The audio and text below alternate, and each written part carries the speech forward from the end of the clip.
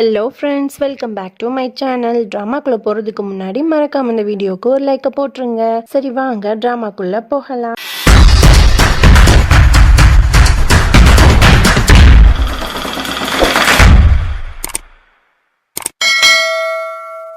Starting சீன்ல அஹானாவை தான் காட்டுறாங்க. அவன் வந்து மயக்கத்துல இருந்து எழுந்திருக்கிறா. எழுந்திரிச்ச உடனே எங்க போறா அப்படின்னா, சித்திக்காரியோட ஹஸ்பண்ட் இருக்கான்ல, அவனை கொலை பண்றதுக்காக தான் போறா. அவன் வந்து இவளை பார்த்தோன்னா பயங்கரமா ஷாக் ஆயிடுறான். நீயா அப்படிங்கிற மாதிரி கேக்குறான். உடனே அதுக்கு அஹானா சொல்றான், ஆமா நான் தான் நாகினி, நாகினிக்கு எல்லாம் நாகினி, அனந்த நாகினி அப்படிங்கிற மாதிரி சொன்ன உடனே இவன் பயங்கரமா ஷாக் ஆயிடுறான். அதுக்கப்புறம் அவன் சொல்றான், என்னை விட்டுரு அப்படிங்கிற மாதிரி கெஞ்சுறான். உடனே அதுக்கு அஹானாவும் சொல்றான், இந்த மாதிரி நாங்களும் இப்படிதானே கேட்டோம், நீங்க யாராவது எங்களை விட்டீங்களா, எங்க குடும்பத்தையே அழிச்சிங்களா, உங்க யாரையும் நான் சும்மா விட மாட்டேன் அப்படின்னு சொல்லிட்டு அவனோட வாளால அப்படியே அவனை சுருட்டி அந்த பக்கத்துல வந்து முதலைகள்லாம் நிறைய இருக்கிற ஒரு இடம் இருக்கு, அதுல தூக்கி வீசிடுறா. அந்த முதலைங்க எல்லாம் அவனை அப்படியே கடிச்சு கொதறி அங்கேயே கொன்றுதுங்க.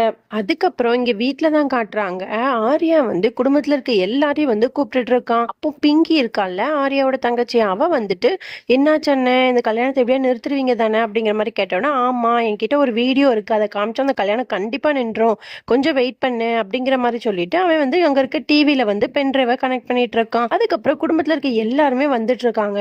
இதை எல்லாத்தையுமே அந்த இளமையான நாகினி பார்த்துட்டு அஹானாக்கும் கால் பண்ணி, இந்த மாதிரி வந்து இங்க ஏதோ பிரச்சனை மாதிரி தெரியுது, நீங்க எப்போ வருவீங்க, சீக்கிரம் வாங்க அப்படிங்கிற மாதிரி கால் பண்ணி சொல்லிட்டு இருக்கா. அதுக்கப்புறம் குடும்பத்துல இருக்க எல்லாரும் வந்ததுக்கு அப்புறம் ஆர்யாவும் அந்த டிவில வந்து எல்லாத்தையும் போட்டு காமிச்சிடுறான்.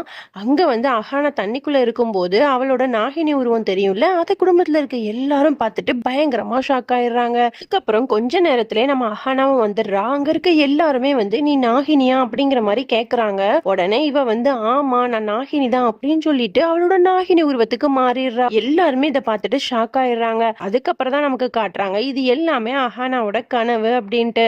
உடனே பரிணீத் வந்து இது எல்லாமே உண்மையா, நீ நாகினியா அப்படிங்கிற மாதிரி கேக்குறான். உடனே அஹானாவும் ஆமா நான் நாகினி தான் அப்படிங்கிற மாதிரி சொல்றா. அதுக்கப்புறம் டக்குன்னு சிரிக்க ஆரம்பிச்சிடுறா.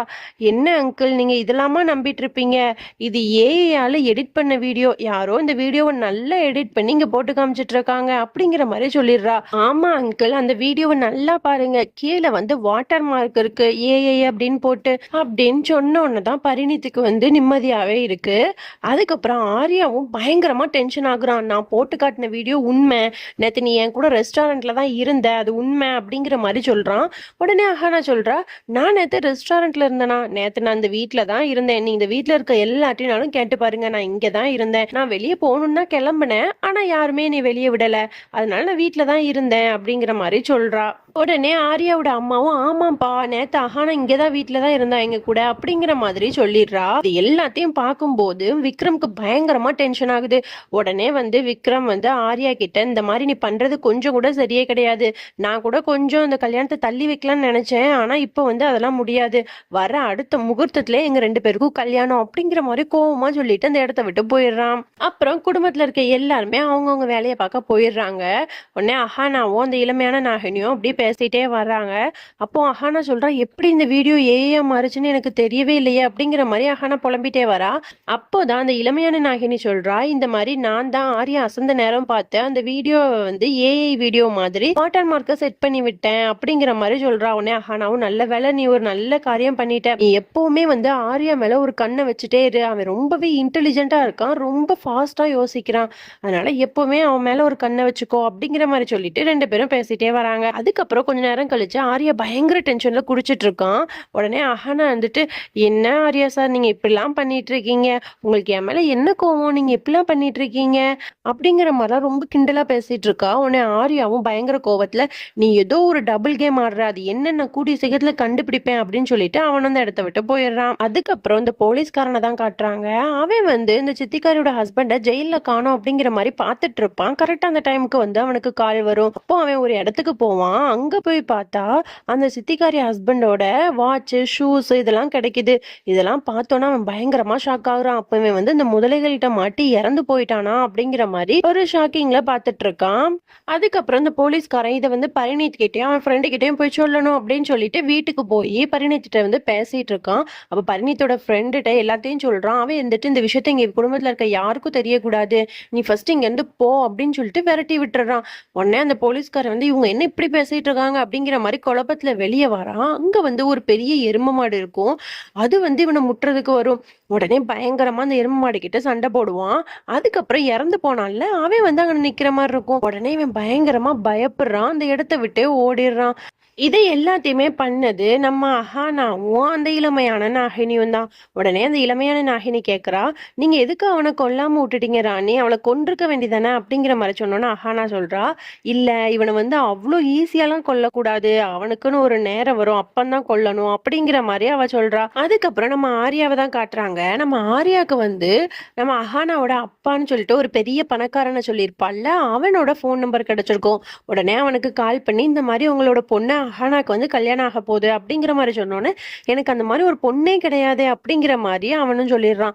உடனே இதை கேட்டோன்னா ஆர்யாவுக்கு பயங்கரமா ஷாக் ஆகி, இப்ப நீ நல்லா மாட்டிக்கிட்ட அப்படிங்கிற மாதிரி மனசுக்குள்ள நினைச்சிட்டு நேரா வீட்டுக்கு வந்து எல்லார்கிட்டையும் வந்து இந்த மாதிரி அஹானாக்கும் நம்ம விக்ரமுக்கும் கல்யாணம் ஆக போகுது, அப்போ அந்த மேரேஜுக்கு வந்து அஹானாவோட அப்பாவை கூப்பிடலன்னா நல்லாவா இருக்கும், இந்த மாதிரி அஹானாவோட அப்பா வந்து இந்தியாவுக்கு வந்திருக்க மாதிரி கேள்விப்பட்டேன், அதனால வாங்க நம்ம எல்லாரும் போய் அவங்களை கல்யாணத்துக்கு இன்வைட் பண்ணிட்டு வரலாம் அப்படிங்கிற மாதிரி ஆர்யாவும் வந்து ஒரு ட்ரிக்கியா பேசுறான். இது அஹானா பார்த்துட்டு பயங்கரமா டென்ஷன் ஆகுறா. அவளுக்கு ஒரே படபடப்பா ஆகுது. உடனே பரிணித்தும், ஆமா நம்ம எவ்வளவு பெரிய தப்பு பண்ண பார்த்துட்டோம், அவங்க அப்பாவை கல்யாணத்துக்கு இன்வைட் பண்ணலன்னா என்ன ஆகுறது, சரி வாங்க நம்ம எல்லாரும் போய் இன்வைட் பண்ணிட்டு வந்துடலாம் அப்படின்னு சொல்லிட்டு பரிணித் அவன் ஃப்ரெண்டு, அதுக்கப்புறம் விக்ரம், அஹானா, ஆர்யா இவங்க எல்லாருமே வந்து அந்த வைர சுரங்கம் இருக்க இடத்துக்கு போறாங்க. இங்க போனதுமே அஹானாக்கு ரொம்பவே பதட்டமாகுது. ஆர்யா ரொம்ப சந்தோஷமா இருக்கான். அப்ப அவங்க அப்பாவும் அங்க நின்றுட்டு இருக்காரு. உடனே இந்த மாதிரி உங்க பொண்ணு கல்யாணத்துக்கு நீங்க வாங்க அப்படிங்கிற மாதிரி பரிணித்து இன்வைட் பண்றான். உடனே பொண்ணா, எனக்கு பொண்ணே கிடையாது, இவ யாருன்னு எனக்கு தெரியாது அப்படிங்கிற மாதிரி சொல்லிட்டு அவன் வந்து நிக்கிறான். உடனே இதை கேட்டோன்னு குடும்பத்துல இருக்க எல்லாருக்கும் ஷாக் ஆயிருது. உடனே அஹானா இருந்துட்டு, என்னப்பா நீங்க இப்போ என் மேல கோவமா இருக்கீங்களா, உங்களுக்கு எப்பதான் என் மேல உள்ள கோவம் போகும், உங்களுக்கு பிடிக்காத ஒரு கல்யாணத்தை நான் பண்ணிக்க போறேன்னு சொல்லிட்டு நீங்க இவ்வளோ கோவத்துல இருக்கிறது ரொம்பவே தப்புப்பா அப்படிங்கிற மாதிரிலாம் சொன்னோன்னே, சரிம்மா அப்படிங்கிற மாதிரி அவனும் வந்து மனசு இறங்கிடுறான். இதெல்லாம் பார்த்தோன்னா ஆர்யாவுக்கு பயங்கரமா ஷாக் ஆயிருது. என்ன இவன் போன்ல இப்படி சொன்னா, இப்போ என்னன்னா தன்னோட பொண்ணு மாதிரியே ட்ரீட் பண்ணிட்டு இருக்கான் அப்படிங்கிற மாதிரி ஷாக்ல நின்றுட்டு இருக்கான். அதுக்கப்புறம் பரிணித்தும் இருந்துட்டு, சரி சார் நீங்க வந்து கண்டிப்பா வந்து இந்த மேரேஜுக்கு வரணும் அப்படிங்கிற மாதிரிலாம் பேசிட்டு அப்படியே இந்த வைர சுரங்கத்தையே வந்து ரொம்ப பேராசையோட அப்படியே பார்த்துட்டே இருக்கான். அப்போ உடனே அஹானாவோட அப்பாவும், சரிப்பா கல்யாணத்துக்கு வந்து நான் கிஃப்டா வந்து இந்த வைர சுரங்கத்தை நான் உனக்கே எழுதி வச்சிடுறேன் அப்படிங்கிற மாதிரி சொல்றான். உடனே அஹானா சொல்றான், எனக்கு இது மேலாம் இன்ட்ரெஸ்ட் இல்லப்பா, எனக்கு என்னோட விக்ரம் கிடைச்சா போதும் அவ்வளவுதான் அப்படிங்கிற மாதிரி அவளும் சொல்றா. இதெல்லாம் பார்க்கும்போது நம்ம ஆர்யாக்கு செம்மையா கடுப்பாகுது. உடனே பரிணித் சொல்றான், என்னப்பா அப்பாவே வந்து உனக்கு இந்த வைர சுரங்கத்தை கிஃப்ட் பண்றேன்னு சொல்லியிருக்காங்க, நீ ஏன் வேணான்னு சொல்ற, வாங்கிக்கோமா வாங்கிக்கோ அப்படிங்கிற மாதிரி ரொம்பவே இதா பேசிட்டு இருக்கான். அதுக்கப்புறம் எல்லாரும் வெளியே வந்துடுறாங்க. ஆரியமான் பயங்கர கோவத்துல கார் எடுத்துட்டு அங்க இருந்து கிளம்பிடுறான். உடனே அஹானாவும் ஆர்யாவை பார்த்து ஒரு கிண்டலா சிரிச்சிட்டு இருக்கா. அப்போ அந்த டைம்ல சுரங்கத்துக்குள்ள ஒருத்தர் வேலை பார்த்துட்டு இருப்பான். அவனுக்கு வந்து ஆக்சிடென்ட் ஆகுற மாதிரி இருக்கும், மேல இருந்து கீழே விழ போயிருவான். உடனே அந்த டைம்ல நம்ம அஹானாவும் அந்த இளமையான நாகினியும் பாம்பா மாறி அந்த தொழிலாளிய வந்து காப்பாத்திடுவாங்க. அந்த காப்பாத்தின டைம்ல அஹானாக்கும் இந்த இளமையான நாகினிக்கும் கையில வந்து கொஞ்சம் அடிபட்டிருக்கும். அதுக்கப்புறம் எல்லாருமே வீட்டுக்கு போறாங்க. அங்க வந்து மெஹந்தி ஃபங்க்ஷன் வந்து நடக்கிறதுக்காக எல்லா அரேஞ்ச்மெண்ட்ஸும் நடந்துட்டு இருக்கு. அப்போ பரிணித்தும் அவனோட ஃப்ரெண்டும் வீடியோ கால்ல வந்து அந்த பெரிய வில்ல இருக்கான்ல, அவன் கிட்ட வந்து வீடியோ கால்ல பேசிட்டு இருக்காங்க. அப்போ அந்த பெரிய வில்ல வந்து ரொம்பவே ஹாப்பியா இருக்கான். உடனே பரிணித் கேட்கறான், என்ன சார் ரொம்பவே ஹாப்பியா இருக்கீங்க, எதுவும் நல்ல விஷயமா அப்படிங்கிற மாதிரி கேட்கறான். ஆமா நல்ல விஷயம் தான், நான் ரொம்பவே ஹாப்பியா இருக்கேன், உங்களுக்கு கொடுத்த டைம் முடியறதுக்கு இன்னும் 4 நாள் தான் இருக்கு, நீங்க 2 பேரும் சாக போறீங்கல்ல, அதை நினைச்சுதான் நான் ரொம்ப ஹாப்பியா இருக்கேன் அப்படிங்கிற மாதிரி சொல்றான். இதை கேட்டோன்னே இவங்க 2 பேருக்கும் அப்படியே ரொம்பவே பயமாயிருது. அதுக்கப்புறம் அந்த பெரியவன் இருக்கான்ல, அவன் சொல்றான், இந்த மாதிரி வந்து என்னோட பையன் வந்து உங்களை ரொம்ப தேடிட்டு இருக்கான் அப்படிங்கிற மாதிரி சொல்றான். உடனே பரிணித் வந்து ரொம்ப சந்தோஷத்துல, அப்படியா சார் உங்க பையனுக்கு எங்களை அவ்வளவு பிடிக்குமா அப்படின்ற மாதிரி கேட்கறான். ஆமா என்னோட பையன் இந்த பின்னாடி வரான் பாருங்க அப்படிங்கிற மாதிரி சொல்றான். அதை பார்த்தோன்னே பரிணித்துக்கும் அவன் ஃப்ரெண்டுக்கும் அவ்வளோ பயமாயிருது, தூக்கி வாரி போட்டுருது. அங்க யாரு வரா அப்படின்னா ஒரு பெரிய புலி வருது. அப்போ அந்த பெரிய வில்லன் சொல்றான், நான் கொடுத்த டைமுக்குள்ள அந்த நாகமணி என் கைக்கு வரல அப்படின்னா இந்த புலிக்கு வந்து நீங்க எல்லாரும் இரையாயிருவீங்க அப்படிங்கிற மாதிரி சொல்லி மிரட்டிட்டு போனையும் கட் பண்ணிடுறான். கீழே வந்து மெஹந்தி ஃபங்க்ஷன்லாம் நல்லபடியா முடிஞ்சு கல்யாணத்துக்கும் வந்து எல்லாரும் ரெடி ஆயிட்டு இருக்காங்க. நம்ம விக்ரமும் கல்யாணத்துக்கு ரெடி ஆகி கீழே வந்துடுறான். அப்போ அந்த கல்யாணத்துக்கு வந்து அந்த மகுடி வாசிப்பான்ல பாம்பாட்டி, அவனையும் இன்வைட் பண்ணிருக்காங்க. அவனும் வரான். அவன் வந்துட்டு எனக்கு என்ன இங்க ஏதோ நாகினி இருக்க மாதிரியே ஃபீல் ஆகுதே அப்படின்னு சொல்லிட்டு நம்ம அஹானாவோட ரூம் கிட்ட நடந்து வருவான். ஜன்னல் வழியா நம்ம அஹானாவை பாத்துறான். அஹானா வந்து கண்ணாடி கிட்ட நிக்கிறா. அப்ப அவளோட நாகினி உருவமும் தெரிஞ்சிருது.